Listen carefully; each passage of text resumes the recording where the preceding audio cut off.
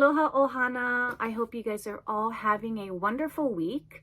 Today's case is going to take us to the island of Oahu.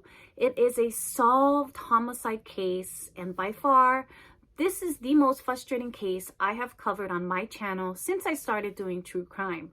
I mean, what this bozo got away with is just beyond belief. With that being said, guys, let's just start from the very beginning. Eugene Walter Barrett was born in Oakland, California on June 30th, 1931 to parents Howard and Emily Barrett.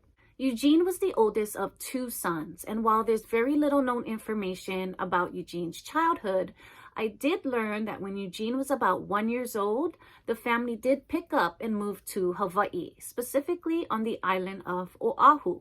Eugene attended Washington Intermediate School, but he dropped out of high school when he was just in the 9th grade. After leaving high school, Eugene joined the Army, and he actually saw some combat in Korea. But in 1955, the Army had enough with Eugene and gave him a dishonorable discharge due to his excessive drinking. That's right. Good old Eugene picked up a very bad habit, and he wouldn't just drink casually or socially. Eugene would drink to the point of becoming belligerent and sometimes even blacking out. After his discharge from the Army, Eugene decided to move back to Oahu. Now, in the year of 1956, at some point, Eugene meets a woman 10 years older than he is, a woman by the name of Annie E. Phillips. Annie E. Phillips was still married to her husband, and she was a mother to 5 children. Louise, who was 13 years old, Edward, who was 11 years old, Dorothy, 10 years old, Linda, 9 years old, and Terry, just 6 years old. Being that Annie was still a married woman, in 1957, Eugene ends up marrying an unnamed woman, but that marriage only lasted about 28 days. After this failed marriage, Eugene is feeling really down on himself. He's not feeling secure. He's not feeling confident. But then Eugene remembers his instant attraction that he had to Miss Annie Phillips. And so Eugene decides to pursue a romantic relationship with Annie. According to some of Annie's relatives, Annie and her husband of about 15 years, a man by the name of Edward M. Phillips, was not getting along very well for some time. The couple didn't spend a lot of time together because of Edward's job. Edward was a merchant seaman aboard the Matson freighter Hawaiian Lumberman. So Edward wasn't at home very much. So Annie and her husband decide to separate. Annie begins a relationship with Eugene, and at first the couple seem very happy and very much in love. Annie promises to marry Eugene and promises to give him a child. But little does Eugene know, Miss Annie could not have any more kids, as she had gotten her tubes tied after having her last child, Terry. Eugene goes out and buys 2 rings on a payment plan. Annie would go on to show Mrs. Emily Barrett, Eugene's mom, these 2 rings, and Mrs. Emily Barrett did not approve of this relationship. Basically, Mrs. Barrett thought that Annie was too old for Eugene, being 10 years older, and that Annie came with a lot of baggage, already having 5 children of her own. Nonetheless, Eugene didn't care what his mom thought. He was very much madly, deeply in love with Annie. At this point, Eugene is about 27 years old, and he's an unemployed house painter who's starting to drink excessively, which eventually leads Annie to break off the relationship with Eugene. And to make matters worse, Annie tells Eugene that she is going back to her husband to try and reconcile their marriage. Eugene is visibly upset. He's heartbroken, and he just couldn't handle this type of rejection from Annie. So on Saturday, March 7, 1959, Eugene spends the entire day drinking. And around 4:30 p.m. that afternoon, Eugene arms himself with a .32 caliber. He jumps on the bus, and he heads towards Mayor Wright Housing Apartments, where Annie was living. Eugene arrives to Annie's apartment.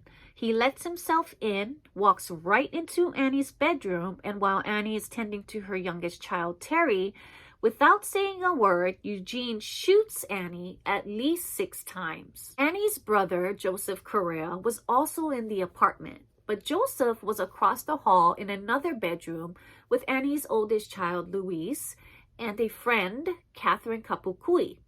At first, Joseph thought that he was hearing fireworks, but after learning there was a shooting in the building, Joseph decides to go to Annie's bedroom.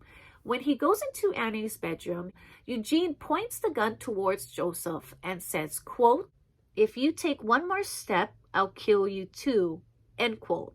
Just then, Annie's oldest daughter, Louise, comes into Annie's bedroom. Joseph grabs Louise and slowly walks backwards out of the room and into the other room, locking the door behind them. Moments later, Raymond Ipolina, who was visiting a friend in a nearby apartment, disarms Eugene when Eugene walks out of the apartment.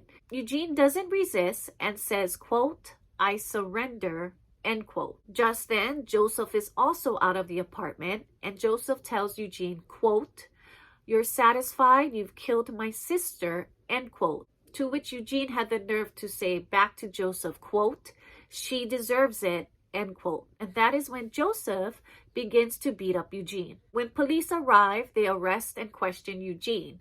And Eugene states that he remembers grabbing the gun and he remembers getting aboard the bus, but that he doesn't remember shooting Annie. According to Annie's oldest daughter, Louise, Annie spent about a week in the hospital 6 weeks ago because Eugene tried to strangle Annie when the family was living still at the Kokea housing. No charges were filed, and Annie continued to see Eugene after the strangling incident.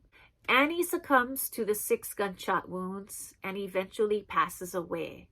After Annie passes away, her 5 children end up staying with Mrs. Clarence de Mello in Waimanalo, who was the children's aunt. Annie is survived by 4 brothers and 4 sisters. Eugene is found guilty of second-degree murder and at first was sentenced to life imprisonment, but because the laws back then stated a sentence for a second-degree murder must state a given number of years, and by law the minimum sentence must be less than 20 years, Eugene was resentenced to 15 to 50 years for murdering Annie Phillips. In 1967, Eugene was paroled when the then Governor John A. Burns, commuted Eugene's sentence for unknown reasons. Eugene only serves 8 years, not even 15 years, and he's released from prison. In 1971, Eugene is discharged from parole. So Eugene is back in Honolulu, and he ends up meeting a single mother of 1, a Miss Roberta Ululani of Vero. The pair ended up getting married in February of 1971, and the couple did end up giving birth to a son whom they named Bert. However, due to Eugene's excessive drinking again, Roberta files for divorce in November of 1972. Roberta Ululani Overo was born on May 15, 1947, to parents Mr. and Mrs. James and Mary Pahia. She has 3 brothers and 3 sisters. Roberta's first child was a daughter named Tessa Ann Bruce. A month after Roberta and Eugene's divorce is final, on December 27, 1972, the couple are having an argument in front of Eugene's Cook residence where he was renting out a room.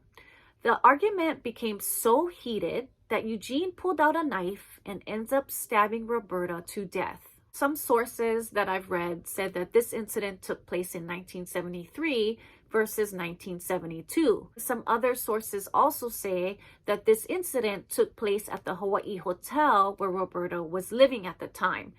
And other sources say that it took place in front of the Cook Street residence where Eugene was renting out a room. Nonetheless, these incidents happened and Roberta was fatally stabbed to death. After Eugene stabs Roberta, he actually goes to a bar on King Street and calls the police to come and get him. Eugene is sentenced to 10 years for manslaughter, but is released from prison after only serving 3 years. He is discharged from parole in 1982. For the 3rd time, Eugene is back out on the streets in Honolulu. Eugene finds residence at 1054 Kinau Street. And Eugene hasn't changed. He's still doing, jobs here and there, not working really full time, just finding work when he can.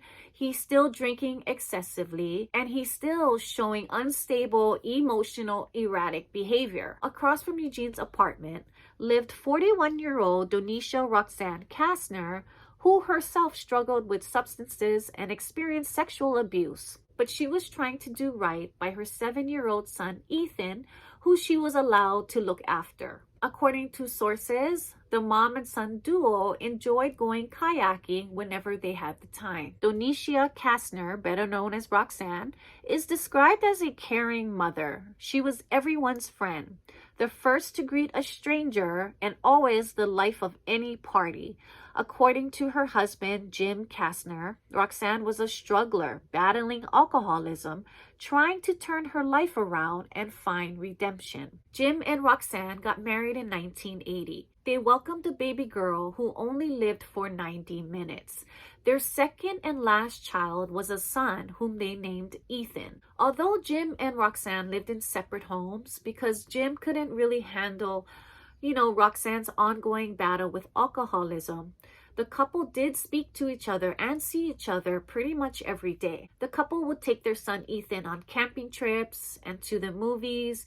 They really wanted Ethan to have a very happy and positive childhood. According to Jim, Roxanne loved Ethan, and her greatest joy was being able to provide for her son.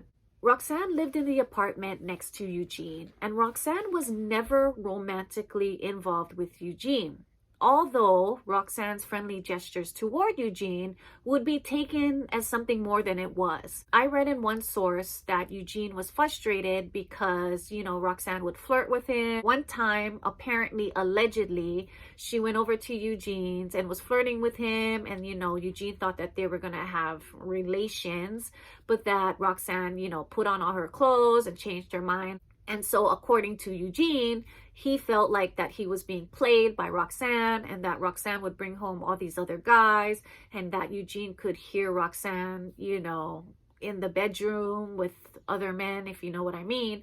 And that really bothered Eugene, even though there was no real relationship and no commitment really between Roxanne and Eugene. Some of Eugene's friends and acquaintances would claim that Eugene would call them up on the telephone acting hysterical, claiming he was afraid that he was going to hurt Roxanne. After one of these incidents, Eugene voluntarily asked to be admitted to Queens Medical Center for psychiatric treatment.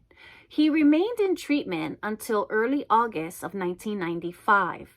By the time Eugene came out of the treatment, Roxanne had moved to an apartment across the street. Apparently, this new apartment had a kitchen. It was bigger, it had a bathroom. It was just better for Roxanne and her son, Ethan. And allegedly, Roxanne moving across the street really upset Eugene. On Friday, August 11, 1995, just a few days after being released from the psychiatric ward, Eugene spends the day drinking beer with his brother and a friend. Going for a beer run to the local store, Eugene catches Roxanne going into her apartment. After leaving the local store, Eugene goes back to his apartment. He grabs a .25 semi-automatic pistol, goes across the street to Roxanne's apartment, walking right past Ethan, who was playing out front of the apartment building. Eugene enters Roxanne's apartment unannounced.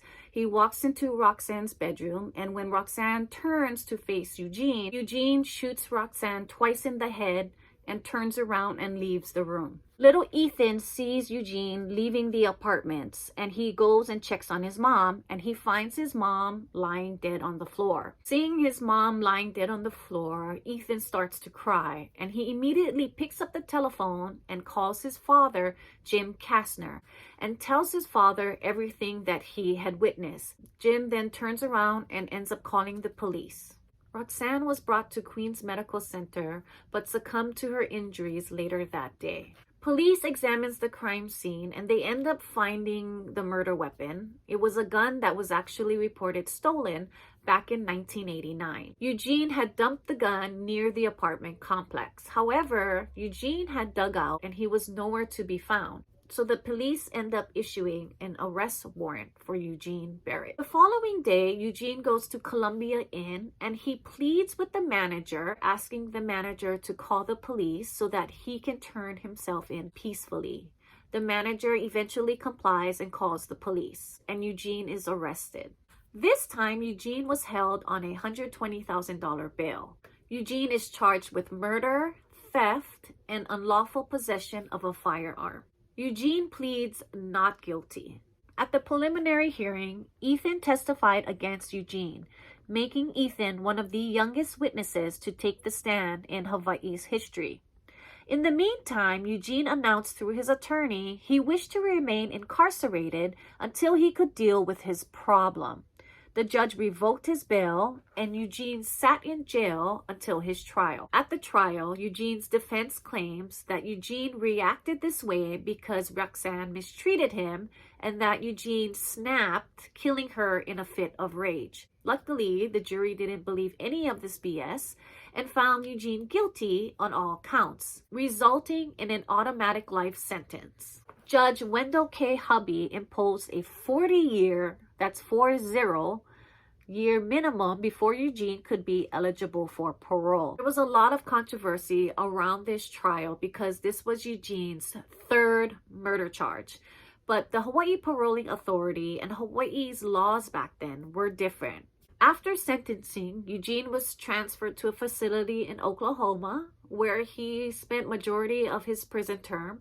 But in 2003, Eugene was transferred to Halawa Correctional Facility on Oahu. Eugene ended up getting very ill and he was sent to Palimomi Medical Center where he eventually died on November 8, 2003. All right, Ohana, that is the crazy case of this bozo head, Eugene Walter Barrett. I mean, can you believe that? I wonder if the governor, John A. Burns, felt guilty after learning that Eugene would go on to commit 2 more murders. I mean, it's just crazy. What do you guys think about this case? I really want to know. All right, Ohana, thank you so much for hanging out with me, and I will see you guys in the next video. Bye. Bye.